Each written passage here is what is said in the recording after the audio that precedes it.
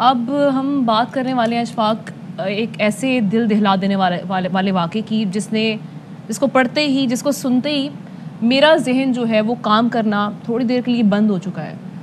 ایک ایسے خونی باپ کی، مطلب مجھے سمجھ نہیں آ رہی اس کو درندہ کہنا چاہیے، اس کو کیا کہنا چاہیے، اسے کیا نام دینا چاہیے. درندے بھی یہ جب ایسے درندوں کو ہم بدنام کرتے ہیں، اپنی اولاد کے ساتھ درندے بھی یہ سلوک نہیں کرتے. وہ اس کے اندر جینڈر اسپیسیفک ہو کے ان کو ٹارگٹ نہیں کرتے.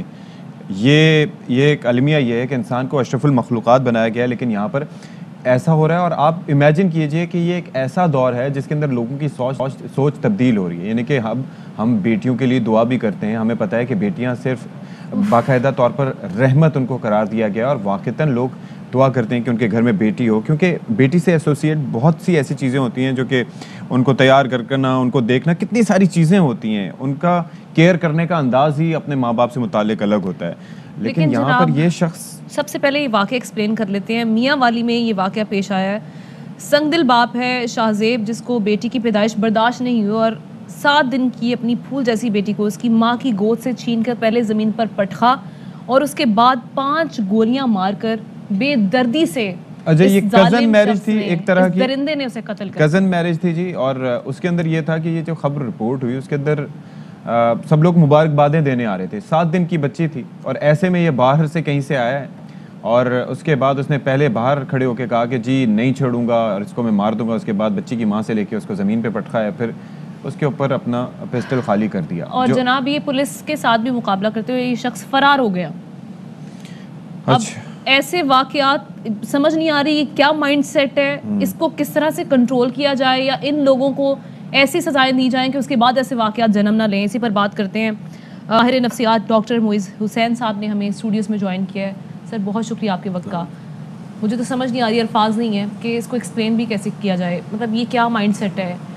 بیٹی ہے، بیٹی اگر آپ کو بوجھ لگ رہی ہے آپ کسی کو دے دو جس کو ضرورت ہے. آپ اس کو اتنے سارے ادارے ہیں وہاں پر جا کے دے دیا جائے، لیکن اس طرح سے بے دردی سے مار دینا، یہ فرسٹریشن کا کون سا لیول ہے؟ دیکھیں جی، بسم اللہ الرحمن الرحیم. پہلے تو ہم یہ جانتے ہیں کہ ہمارے ملک میں کاروکاری کے نام پر، غیرت کے نام پر، جائیداد کو بچانے کے لیے یا بیٹا نہیں ہوا بیٹی کو مار دیا، یا بیٹی اپنے پسند کی شادی کرنی ہے بھائی نے مار دیا باپ نے مار دیا، بڑا کامن ہے. یہ واقعات ہوتے رہیں گے. لیٹس انڈرسٹینڈ اس کے پیچھے مائنڈ سیٹ کیا، یہ کیوں ہوتا ہے یہ واقعہ. دیکھیں آج 1400 سال سے زیادہ ہو گئے وہ جو دور تھا جہالیت کا، جس میں بیٹی کو دفن کر دیتے تھے، پیدا ہوتے ہی دفن کر دیتے تھے. اچھا انسان نے ترقی کی، خط کی جگہ ای میل آ گئی، گھوڑا گاڑی کی جگہ جہاز آ گیا، تو معاشرے نے ترقی کی. مگر کچھ لوگ معاشرے میں ایسے تھے جن کی ذہنی ترقی نہیں ہوئی. یعنی آج بھی وہ 1400 سال پہلے اور یہ نسل در نسل چلا آ رہا ہے. اچھا یاد رہے آپ کا جو معاشرہ ہے نا وہ بہت بڑی ایک یونیورسٹی ہوتی ہے. ایک تربیت تو ماں باپ کرتے ہیں گھر میں، دوسری تربیت جب بچہ گھر سے باہر آتا ہے معاشرہ کرتا ہے. معاشرہ کے عقائد، معاشرے کے رویے، معاشرے کی سوچ بچے پہ اثر انداز ہوتی ہے. تو یہ جو مائنڈ سیٹ ہے، اس مائنڈ سیٹ کو جب تک نہیں بدلیں گے آپ کے ملک میں عورت محفوظ نہیں ہے، چاہے وہ بیٹی ہو، ماں ہو، بہن ہو، محفوظ نہیں ہوگی. اب مائنڈ سیٹ بدلنے کا طریقہ کیا؟ مائنڈ سیٹ بدلنے کا طریقہ یہ ہے، علماء کرام بڑی کوشش کرتے ہیں، بڑی کوشش کرتے ہیں کہ لوگوں کے مائنڈ چینج ہو، نہیں چینج ہو رہے. اچھا یہ عجیب سی چیز ہے، انسان کے اندر جو ایک عقیدہ بن جاتا ہے کسی چیز کا، ایک سوچ بن جاتی ہے، وہ عام طور پر آسانی سے چینج نہیں ہوتی، اس کو ٹائم لگتا ہے. جن ملکوں میں یہ چیزیں چینج ہوئی، بہت سارے ملکوں میں چینج ہوئی. میں اکثر حوالے دیتا ہوں وائکنگز کا، جو سویڈن، ناروے، ڈینمارک، وہ کیسے لوگ تھے، اتنے سفاک، اتنے ظالم کہ آپ سوچ نہیں سکتے. پیگنز.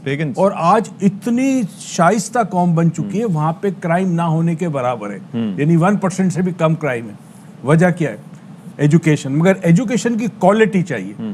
ہمارے یہاں ایجوکیشن جو ہے وہ رٹا لگانے کے لیے. ایجوکیشن کا مقصد یہ ہے کہ جب آپ کسی کو ایجوکیٹ کرتے ہیں تو اس کے اندر ایک تجسس پیدا کرے، سوچ و بچار کا، غور و فکر کا، یعنی مشاہدے کا. وہ ہمارے پاس نہیں ہے. تو ہمارے یہاں ایک پڑھا لکھا، مجھے نہیں پتا یہ شخص شاہزیب جو ہے یہ پڑھا لکھا ہے کہ نہیں ہے، لگ تو رہا ہے رائٹ.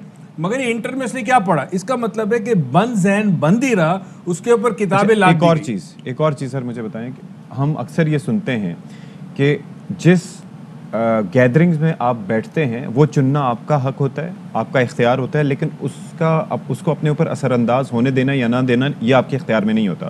یعنی کہ آپ اگر ایسی کمپنی چوز کرتے ہیں اس کے اندر آپ پہ اثر ہوگا. یہ گھر سے باہر تھا, جہاں سے آیا اٹھ کے اس کے بعد غصے میں بھرا ہوا تھا, تو یہ ظاہر ہوتا ہے کہ جس جگہ جن لوگوں کے ساتھ اس وقت وہ بیٹھا ہوا تھا وہ بھی اس کے اوپر اثر انداز ہوئے ہوں گے, تو وہ بھی ایکولی اس چیز کے ذمہ دار ہیں. آپ کو لگتا نہیں ہے کہ یہ بھی دیکھنا؟ تھوڑی دیر پہلے آپ سے کہا نا کہ ایک تربیت تو ماں باپ کرتے ہیں جب تک بچہ ماں کی گود میں, جیسے ہی گھر سے باہر نکلا, پہلے اسکول گیا, اسکول کے بعد محلہ, دوست, معاشرہ, تو دوسری بہت بڑی جو ذہن پہ اثر انداز کرتی ہے وہ معاشرے کے رویے, معاشرے کا اخلاق, معاشرے کا کردار, معاشرے کی سوچ. تو یہاں پہ بھی جب آپ کمپنیوں کہتے ہیں نا man is known by the company he keeps, بزرگ کہتے ہیں کہ آپ اچھی صحبت میں بیٹھو, تو جن لوگوں میں یہ بیٹھا ہوگا وہاں وہ لوگ ہوں گے, اچھا ہو سکتا ہے اپنی بیٹی سے نفرت نہ کرتے ہو مگر وہ نفرت ان کے دل میں ہے, تو وہ انہوں نے اس پہ نکالی. یہ بھی ہوتا اکثر کہ آپ اپنی بیٹی کو کچھ نہیں کر سکتے بیکاز سختی ہے یہاں پہ, آپ کے سسرال والے اسٹرانگ ہے یا آپ کی بیوی اسٹرانگ ہے, تو اب آپ نے اپنی فرسٹریشن دوسرے پہ نکالی, تو آپ نے اس کے کان میں یہ باتیں ڈالی ہوں گی, پاسبل ہے, خدا جانے, تو وہ غصے میں بھرا ہوا آیا. اچھا ینگ لڑکا ہے, اتنی سوجھ بوجھ تو ہوگی, آج ہمارے پاس ٹیکنالوجی ہے, آج ہم موبائل فون پہ دنیا جا کی چیزیں دیکھ لیتے ہیں, رشیا میں کیا ہو رہا ہے, یوکرین میں, سب پتہ ہے ہمیں, مگر ہمارے اندر جو غلط قسم کے عقائد ہیں, غلط سوچ ہے, غلط نظریات ہیں, اس کے بارے میں ہم کچھ نہیں کر سکتے. تو سب سے پہلی چیز یہ کہ بہت بڑی ذمہ داری میڈیا کی ہے, آپ لوگوں کی پہنچ بہت دور تک ہے, رائٹ. اچھا ایک معاف کیجیے گا, ہماری میڈیا میں صبح سے شام تک آپ کے پاس بریکنگ نیوز کیا ہوتی ہے؟ پالیٹکس, منسٹر صاحب یہ کرنے گئے, فلاں نے یہ بیان دیا.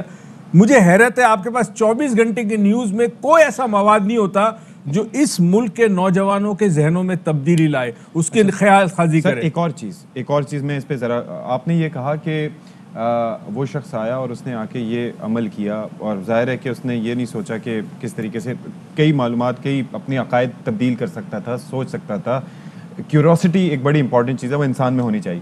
لیکن ایک اور چیز بھی ہے سر, جب آپ کسی انسان کو مارتے ہیں, ٹھیک ہے, اور اس کے نتیجے میں کانسیکوینسز ہوتے ہیں, یعنی کہ آپ کو یہ پتا ہے کہ آپ چلیں کچھ اور سنیں نہ سنیں, آئے دن آپ خبریں سن رہے ہوتے ہیں کہ فلاں نے فلاں کو قتل کر دیا, اس کو سزائے موت ہو گئی, اس کو لٹکا دیا گیا, اس کو یہاں پر بھیج دیا گیا.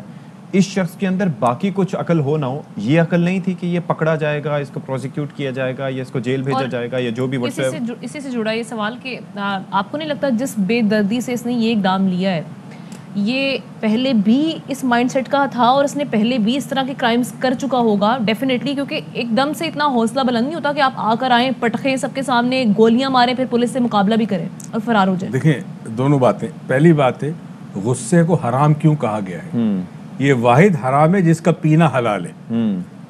غصے میں انسان کی جو منطقی سوچ ہوتی ہے, جو صحیح غلط فیصلہ کرنے کا امتیاز ہوتا ہے, شعور ہوتا ہے, وہ بند ہو جاتا ہے. انسان کبھی بھی کانسیکوینسز کا نہیں سوچتا, غصے کی حالت میں قدم اٹھاتا ہے, کانسیکوینسز کا نہیں سوچتا.